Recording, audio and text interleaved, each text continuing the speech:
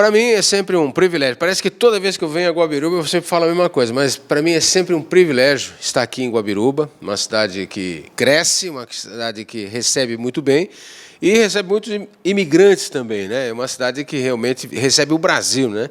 E hoje vivemos uma coisa diferente, né? Mas daqui a pouco eu vou falar dessa coisa diferente chamada coronavírus, que a imprensa exagera um pouco, na minha modesta opinião, prefeito, porque é uma coisa que cada 10 palavras de alguma notícia, 9 são sobre esse vírus, né? Eu não nego que isso é um bombardeio que fica na cabeça das pessoas, mas daqui a pouco nós vamos falar sobre essa situação aqui do trabalho aqui que está sendo feito na cidade de Guabiruba. Seja bem-vindo ao canal 24 Horas, o prefeito Matias Kohler, né? Que primeiro eu vou perguntar sobre esse assunto de assumir, pela primeira vez, um prefeito da cidade de Guabiruba assumir a presença da Anvi, né? A Anvi tem sua importância, e eu gostaria que o prefeito falasse sobre essa importância, né, da representatividade, que por si só importante, mas também Guabiruba, pela primeira vez na sua história, né, é um prefeito assumindo a presença da Anvi. Primeiramente, cumprimentando amigos do canal 24 Horas e também a você, Banana, amigo nosso.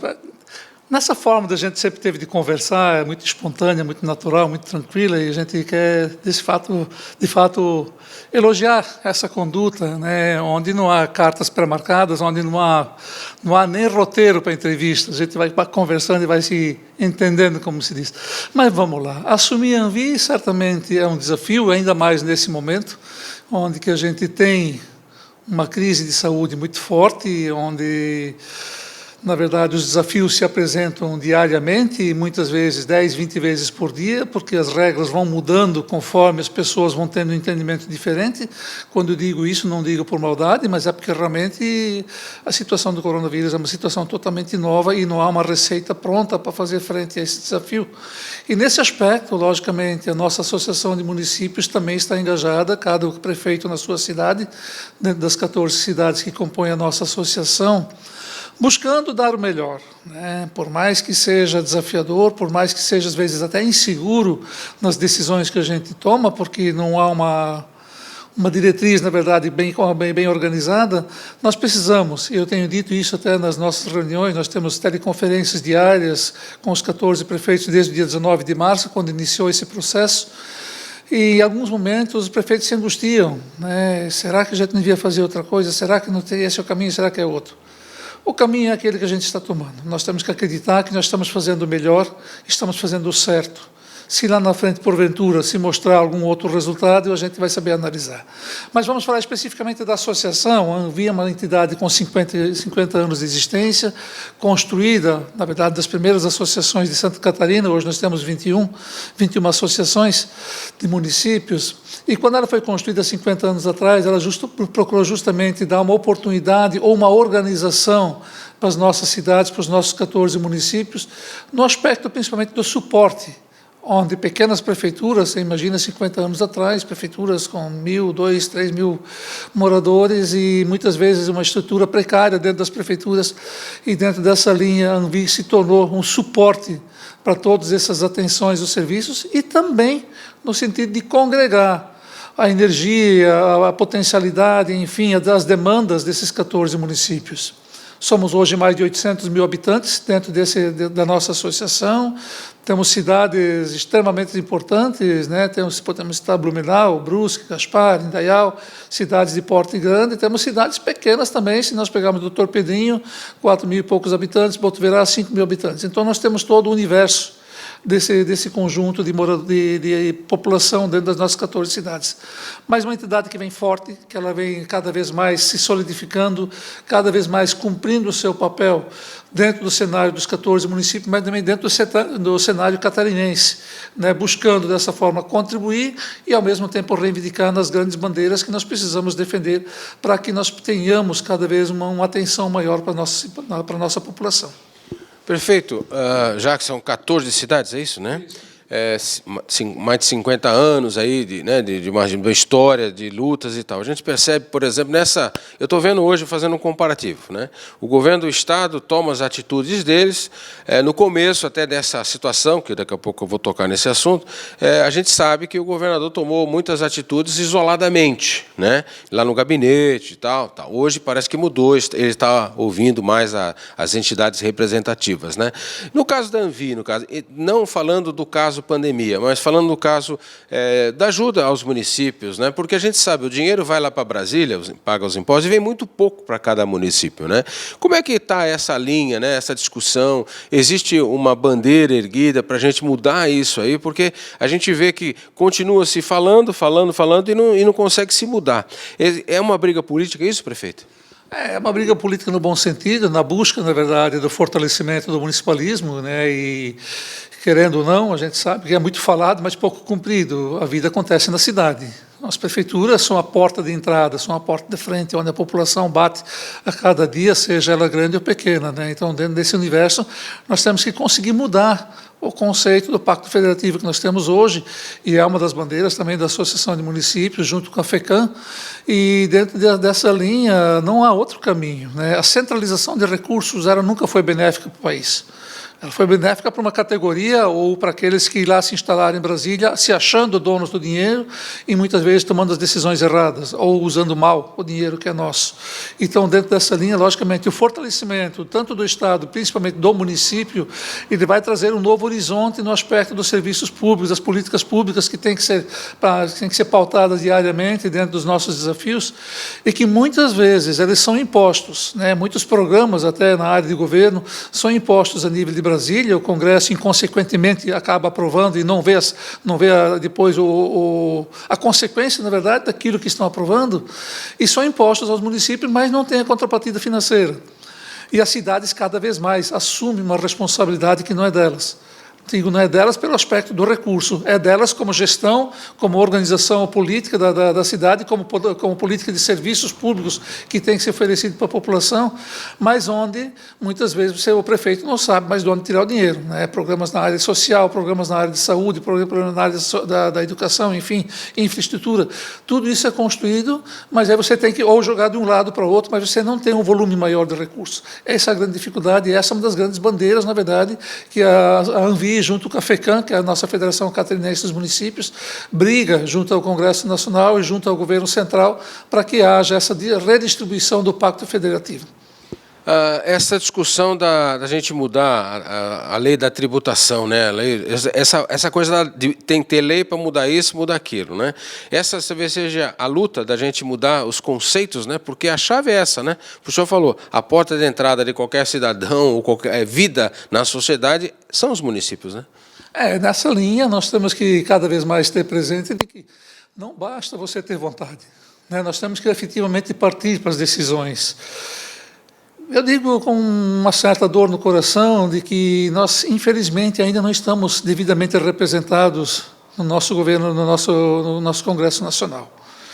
Não é crítica aos nossos deputados de Santa Catarina especificamente, mas quando digo isso, há todo um congresso de mais de 513 pessoas que estão lá, há um Senado com mais de 81 senadores, e onde muitas vezes prevalece o que? As instituições mais enraizadas, diríamos assim, ou os mecanismos mais enraizados, todo mundo entende o que é mecanismo, dentro dessa linha, e que são cadeias difíceis de serem quebradas, né?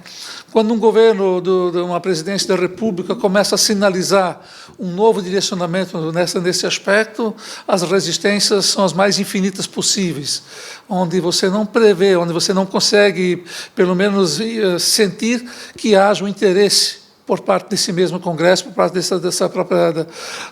dos nossos congressistas, na verdade. Isso entristece porque teríamos a oportunidade de traçar novos caminhos, de fazer novas formas de organização, nova forma de distribuição de recursos que pudessem efetivamente trazer um resultado maior. Todo mundo sabe, isso é meio que conceitual, de cada R$10 que vão para Brasília, volta R$1, R$1,70 no máximo, não voltam R$2 para os municípios. Isso é triste porque, na verdade, são os municípios que geram as riquezas. O Congresso Nacional, o Governo Central, o Governo Estadual, não gera riqueza. Ele tem lá suas instituições, suas empresas públicas que vivem daquilo que nós produzimos. Então, dentro dessa linha, nós temos que realmente acordar. Ou nós criamos um novo modelo, ou, fadadamente, daqui a uns anos, nós vamos ter os municípios cada vez mais empobrecidos, as políticas públicas cada vez mais fragilizadas, digamos assim, e o resultado para a população menos positivo possível. Então, nós precisamos realmente rever, precisamos continuar brigando no bom sentido, continuar apelando, e aí eu coloco o CNM, que é a nossa Confederação Nacional dos Municípios, que diariamente está lá na porta do governo, buscando também essa sensibilidade para que haja novos modelos, e onde o presidente e o ministro da Economia, muitas vezes, tentam fazer alguns ajustes, algumas medidas, mas onde nossos congressistas ainda estão na base do toma lá da cá, se eu não ganhar nada, eu não aprovo, se não for do meu interesse, não interessa, não quero saber essas cidades, né? Quando nós temos um presidente de um Congresso Nacional que diz que não faz mal se morrer algumas pessoas, nós não podemos abrir mão do fundo partidário, aí dói esse sentimento, onde se percebe que estão enclausurados naquelas paredes dentro do Congresso Nacional e não estão nem se importando com aquilo que acontece por lá de fora. Mas, infelizmente, desculpa o desabafo, mas essa é a realidade. Prefeito Matias Kohler, presidente da Anvi, bom, como amigo, como parceiro, acima de tudo, pelo respeito que eu tenho pela cidade, respeito ao Matias Kohler, meu amigo, prefeito, né?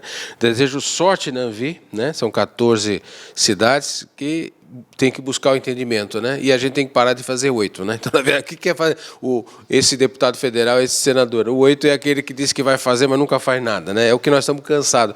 Eu estou com 62 anos, não me canso, não é para dizer a minha idade, né? Mas a gente, desde pequenininho, eu escuto assim, né? Ó, o futuro do Brasil está na tua mão, né? A juventude, etc. E tal, né? Mas eles nunca deixaram a gente fazer alguma coisa para mudar o país, né? Mas tomara a Deus que um dia, e a gente vai continuar lutando, né, prefeito? Nós temos que acreditar, né? Acreditar que nós podemos fazer diferença. Mas, aproveitando esse momento dessa entrevista, bom, boa sorte lá na presidência, disponha sempre do canal 24 horas, a gente pode estar sempre à sua disposição, inclusive para estar, quem sabe um dia, numa reunião presencial registrando, porque isso é pouco mostrado, né, como funciona uma reunião, a gente está à disposição do senhor lá, quando assim for possível, né. Mas falando agora dessa coisa chamada coronavírus, pandemia, né? Não que eu quero falar a mesma coisa ou nós vamos falar a mesma coisa, mas isso mexe muito com a estrutura que nós acabamos de falar. O senhor acabou de falar. A linha municipal, né? A parte funcional desse país aqui, né? Então, as atitudes, às vezes políticas, às vezes não, às vezes ligadas realmente à preocupação de uma saúde no todo, né? Mas elas têm que ser balizadas através da conversa, né? Eu falei agora há pouco que o governador do estado, e aqui não em tom de crítica, mas ao mesmo tempo ligado a uma coisa chamada assim, que eu aprendi na minha vida, né, prefeito? Quanto mais se conversa, ou dentro das conversas, você vai chegar a um denominador mais comum, né? Então, você tem que ouvir mais, né, para poder... Porque nós temos 2 ouvidos, né, e uma boca. Ouvir mais, avaliar, fazer uma reciclagem de tudo aquilo que você ouviu, para você tomar um balizamento dessas informações e tomar atitude, né? E a gente vê que no estado de Santa Catarina, nos primeiros 12 dias, o governador se instalou dentro do gabinete dele, e tomou várias atitudes, né? E a gente estava conversando fora do ar, a gente vê um lojista que tem ali 2 funcionários ou uma funcionária, que está tudo parado, ele precisa trabalhar, ele precisa receber o dinheirinho dele, precisa vender a mercadoria dele. Então, se abrir o mercado, né? E hoje a gente sabe que muita gente não usa máscara, muita gente não lava o rosto, muita gente não abre casa. Então, na verdade, a gente vê que foi cedido alguma parte, olha, a comida vai ter. Só que a preocupação de você ter controle do vírus, né, é uma coisa assim, muito paliativa, né? Eu vejo que, pessoalmente falando, eu vejo que a linha de ação das atitudes, elas poderiam ser, sim, ter mais abertura, ao mesmo tempo com mais controle. E as pessoas terem mais orientação. Você vê que hoje se fala, tem que lavar o rosto, hein? Não é só a mão, né? Isso, com certeza, mexeu na estrutura funcional de qualquer cidade, e Guabiruba não é diferente, né, prefeito? Sem dúvida, a questão do coronavírus ele veio para mudar a vida como um todo, né? Eu até já tenho falado em algumas ocasiões, e acho que isso vai ser uma verdade, o mundo vai ter 2 épocas, o antes do vírus e depois do vírus. Dentro dessa linha, porque ele vai impactar, e já está impactando, na verdade, na conduta e na organização de muitas situações. Não que isso seja trágico, a gente sempre tem de cada coisa ruim sai alguma coisa boa, diríamos assim. E nós temos que ter essa visão de que a gente tem que aprender, se reorganizar, se reestruturar e ter um novo modelo que possa ser seguido daqui para frente.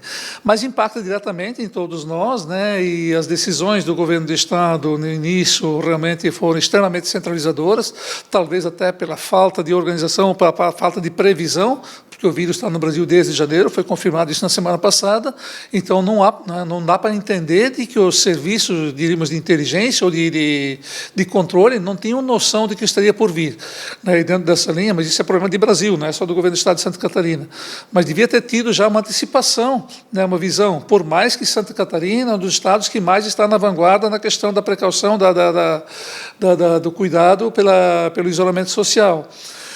O isolamento social, nesse aspecto, ele gera um preço muito caro, né, onde as atividades efetivamente estão se paralisando, já estão paralisadas e precisam, de uma forma muito urgente, ter uma retomada.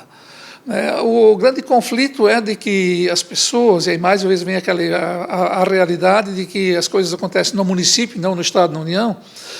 O pequeno comércio varejista, o pequeno empreendedor, o autônomo, enfim, todas as pessoas, eles não vão ao governo do Estado para reclamar, eles vêm na porta da prefeitura, prefeito só tem que fazer uma coisa, prefeito só tem que fazer uma coisa.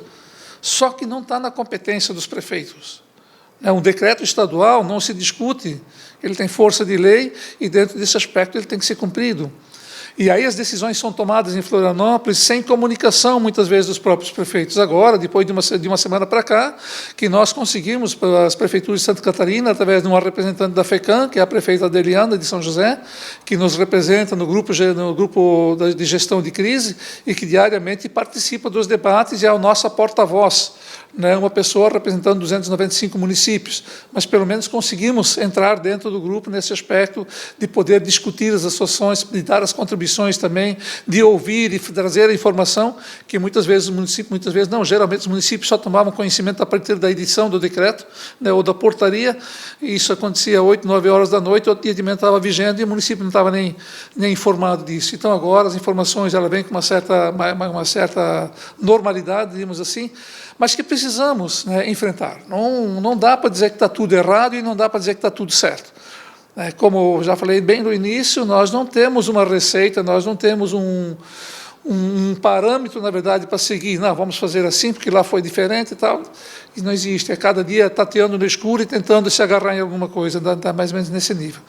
Mas as medidas iniciais, elas mostraram sua eficácia, né? Nós temos hoje um baixo índice de contaminação no Estado, essa é uma verdade, principalmente nos casos que chegam às portas dos hospitais, onde a grande preocupação era essa, de que uma contaminação muito rápida, que as pessoas tivessem que todo mundo procurar o serviço de saúde ao mesmo tempo, geraria um colapso.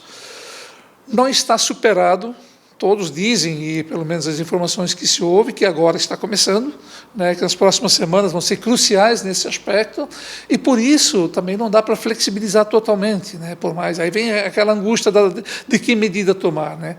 Vamos liberar tudo? Libera tudo. Semana que vem explode o número de casos, entope nossas UTIs, fica gente morrendo no corredor, aí vai ser dito, não devia ter feito. Se não acontecer nada, as pessoas dizem, está vendo que não tem nenhum caso, tem poucos casos, por que não estão liberando? Há uma pressão muito forte nessa linha e a gente, como prefeito de uma cidade de 24 mil habitantes, já tem os nossos desafios. Imagina um governo do Estado, dentro dessa conjuntura, onde tem que tomar decisões por 295 municípios e onde 7 milhões de pessoas, de alguma forma, estão angustiadas, querendo um resultado que seja o melhor possível para si. E é compreensível, porque o pequeno lojista, o empreendedor, enfim, o autônomo, ele luta no dia a dia para sobreviver. Ninguém de nós tem grandes fortunas guardadas, é um negócio para fechar meio ano, depois eu volto para ver o que sobra. Então tem todo esse cuidado, esse sentimento que tem que estar presente. Mas certamente, né, o que nós entendemos, de que gradativamente a gente percebeu nas últimas 2 semanas agora, e principalmente a partir dessa semana, né, com mais as liberações que estão sendo feitas gradativamente, a gente espera que, no máximo em 15 dias, as situações se normalizem. Só que para esse normalizar, tem que ter uma responsabilidade muito grande do cidadão, das pessoas. E no final de semana agora, inclusive, estava lendo, né, o governo do Estado só não liberou o comércio hoje, por quê? Estava na pauta, estava na sexta-feira, estava em discussão isso, no grupo, a nossa informação dentro da representação que nós temos da FECAM, estava na pauta. O governo se mostrou extremamente preocupado, porque liberou o banco semana passada, e em muitos municípios as pessoas se aglomeraram. Não respeitaram o distanciamento, não respeitaram regras, cada um achando que o dinheiro vai acabar, não sei qual é o sentimento, mas todo tentando ser o primeiro, e aí esse aglomero de pessoas fez o Estado rever a necessidade ou a dificuldade de liberar tudo ao mesmo tempo. E por isso, volto a dizer, certamente, se não essa semana, mas possivelmente na semana que vem, deve haver liberações. Só que o cidadão, e nós somos os cidadãos, né? Não adianta eu apontar o dedo para o outro, que muitas vezes eu estou esquecendo de mim. Cada um de nós temos que ter uma consciência mais crítica, um cuidado mais organizado dentro dessa linha, para nos protegermos da questão do vírus. Bom, vocês percebam, né, estão percebendo que nós estamos um pouco distantes uns dos outros aqui, né, respeitando justamente isso, né. Nós estamos falando de uma forma diferenciada, porque o vírus também ele se comunica na parte dessa fala, né, um com o outro cidadão, e chamou bem a atenção o prefeito, porque só queria fazer essa colocação. Foi liberado o mercado, aliás, nunca parou o mercado, né, nunca parou a farmácia, né. O que a gente vê no mercado? A falta da consciência, né. Se a gente for analisar, você que está nos vendo, nos ouvindo, você vai ao mercado hoje, em qualquer mercado, né? Você vai ver lá, de 100 pessoas que estão lá, eu não faço aqui uma aposta, que eu não sou de apostar nada, mas assim, não tenho dúvida e não vou errar muito, não. Se 5 dos 100 estiverem usando máscara, 5 é muito. E a restante dos 95, comparando 100 pessoas no mercado hoje grande, tá? Estão circulando próxima das outras tranquilamente. Ou seja, será que, tipo assim, em mim não vai pegar isso? Essa falta da consciência está gerando um desconforto? Com certeza está, né? E outra coisa, não é só lavar as mãos, eu volto a dizer, lavar o rosto, abrir a casa, não entrar com o calçado dentro de casa. Então, são coisas pequenas que poderiam ter já acelerado as aberturas, não é, prefeito? Sem dúvida nenhuma, né? Então, essa necessidade de dar atenção aos protocolos que são amplamente divulgados, e hoje ninguém mais pode dizer que não teve acesso à informação. A mídia tem feito um trabalho fabuloso nessa linha, as redes sociais, enfim, está tudo aqui a nosso favor no sentido de termos conhecimento. O que precisamos realmente é perder um pouco dessa autoconfiança, onde muitas vezes, de uma forma equivocada, nós entendemos, mas o risco é o outro, eu não sou do risco, todos nós somos o risco. Né? Mostrou agora, e as informações estão aí, pessoas com 30 e poucos anos, 40 anos, também estão morrendo do vírus. Não é só o velhinho de 60, não é só a pessoa extremamente debilitada. Então, todos nós estamos sujeitos, e esse cuidado tem que existir. Né? E o uso da máscara, você falou bem, né, Banana, de que a gente precisa tomar, e o próprio Ministério da Saúde também voltou e mudou, esse foco, onde no início da pandemia se dizia que a máscara era necessária somente para o infectado, mas como nós não sabemos quem está infectado de fato, que muitos dos infectados, mais de 90%, nem vão apresentar sintomas, então nós acabamos sendo transmissores sem termos conhecimento. O uso da máscara, sem dúvida nenhuma, nas próximas semanas vai ser fundamental. Vai evitar a propagação, que uma das maiores formas de propagação é através da respiração, através da boca, diríamos assim, e onde a máscara vai estar me protegendo e protegendo aos outros, porque, como você falou, vamos usar o exemplo do supermercado. Se eu for ao supermercado, se de alguma forma estiver respirando, ou ter um espirro, ou ter uma tosse muito próxima, eu estou espalhando um vírus para um espaço muito grande. Quem vem depois de mim vai botar a mão naquele artigo, naquele alimento, e vai levar isso para dentro de casa involuntariamente, sem ter consciência daquilo que está acontecendo. E esse é o principal fator. Então, a gente acredita que realmente, aquilo que já está no final de semana, a gente acompanhou também em termos de leituras de informações de órgãos oficiais, a máscara vai se tornar um instrumento muito importante no sentido do controle e do combate ao coronavírus nas próximas semanas. E a máscara no mercado não existe, lógico, então não tem como você orientar que se compre. Você pode fazer a sua em casa, através de um TNT, de um pano, de um lenço, qualquer coisa, ele ajuda, porque se eu estou conversando aqui, se eu tiver um lenço na minha frente aqui, as gotículas que evidentemente posso estar projetando, elas param aqui. A cada 2, 3 horas eu tenho que trocar, ou tenho que lavar, se for de pano, alguma coisa, e voltar a reutilizar isso. Se a gente entrar nessa forma, na verdade, de contenção do vírus, certamente o resultado vai ser muito bom. Prefeito, para a gente encerrar a nossa entrevista hoje, e como o prefeito falou, né, realmente a gente não combina, nunca combinou nada, aliás, em nenhuma entrevista eu faço isso, porque é tão gostoso um bate-papo, né, informal, ao mesmo tempo direcionado à informação. Né? O governador do Estado, Moisés, ele falou já nas redes sociais, aí para a comunicação geral, que o Estado vai ter, aí prevê um prejuízo, né, na sua receita de 1 trilhão e 300 milhões de reais, né, nessa situação, nesse momento dessa pandemia. Né. O senhor tem uma avaliação desse prejuízo para o município de Guabiruba? Já hoje, como presidente da Anvisa, vocês já discutiram isso? O reflexo disso vai ser forte também, porque é uma situação terrível, né? Parou tudo e tal, mas o que acontece? A cidade tem que continuar, o Estado tem que continuar, tem funcionários públicos, tem o policiamento militar, a polícia civil, tem as instituições de segurança do Estado, a educação, um problema terrível, né? E mexeu com tudo. Então, eu queria que o senhor transcorresse para a gente poder encerrar a nossa entrevista sobre esse assunto. 1 trilhão e 300 milhões a previsão do governador, e justamente hoje, como presidente da Anvi e como prefeito da cidade de Guabiruba, que o senhor falasse os reflexos, porque o reflexo ainda não chegou, né, prefeito?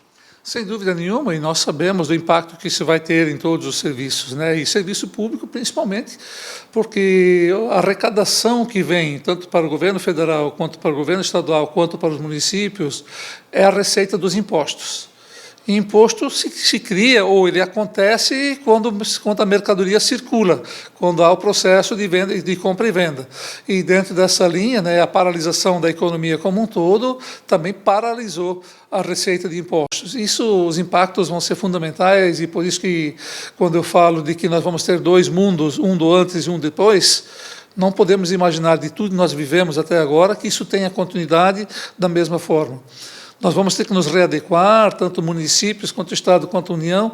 Vamos ter que ter novas formas, na verdade, ou novos mais cuidados ainda na questão do uso do dinheiro público, e os impactos vão ser realmente muito fortes. Em Santa Catarina, o secretário da Fazenda, o Paulo Eli, já nos manifestou na semana passada, numa videoconferência também, de que o próprio ICMS, que hoje ele é 80% da receita do Estado, ele deve sofrer um impacto de negativo de mais de 50%.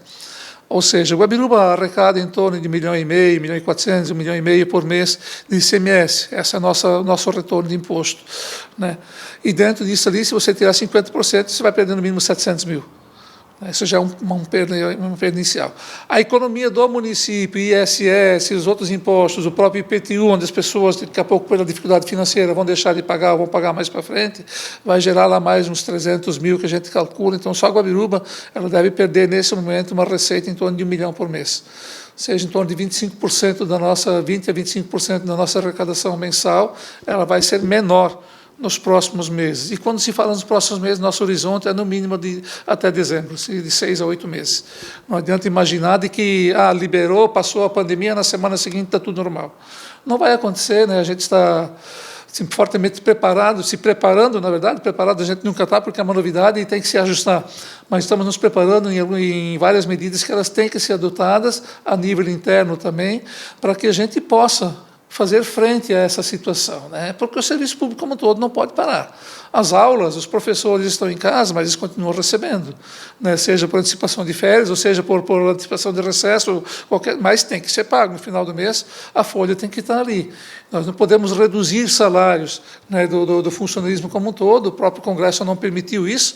Acho que teria sido inteligente se tivesse permitido uma redução de 25% com carga 25% menor, mas, mais uma vez, o nosso Congresso Nacional andou na contramão e diz que isso não é possível. Então, dentro dessa linha, nós temos que, na verdade, se ajustar dentro dessa nova situação. Mas as perdas vão ser grandes, tanto para o Estado quanto para as cidades, né? E as pessoas que vão visualizar, de repente, um processo em andamento dentro das nossas prefeituras, e Guabiruba especificamente, vimos trabalhando num ritmo bastante forte no sentido das obras externas, pavimentações, vão perceber o impacto muito forte, né? Mas temos que reduzir, temos que paralisar vários projetos que estavam em andamento em virtude desse ajuste que tem que ser feito. Nesse momento, a prioridade é saúde. Não é antigamente, muito descarado, antigamente não, sempre tem um discurso muito forte. A prioridade é a educação.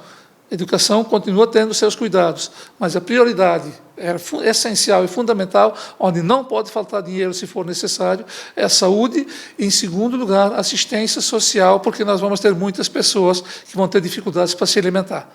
né? Pessoas que perderam o seu rendimento, pessoas que perderam o seu chão, porque a economia informal ela ajuda também a alimentar as pessoas, e nós temos aqui, no nosso caso, especificamente, a indústria da confecção, né, que ela é muito forte no sentido da informalidade, onde a dona de casa, além de sua atividade, ela também tem a sua máquina de costura, faz sua embalagem, enfim, e isso tudo paralisando, deixa de botar dinheiro para alimentar a família. Então, nós temos que ter esses dois olhares como focos, né, que seria a educação e assistência social.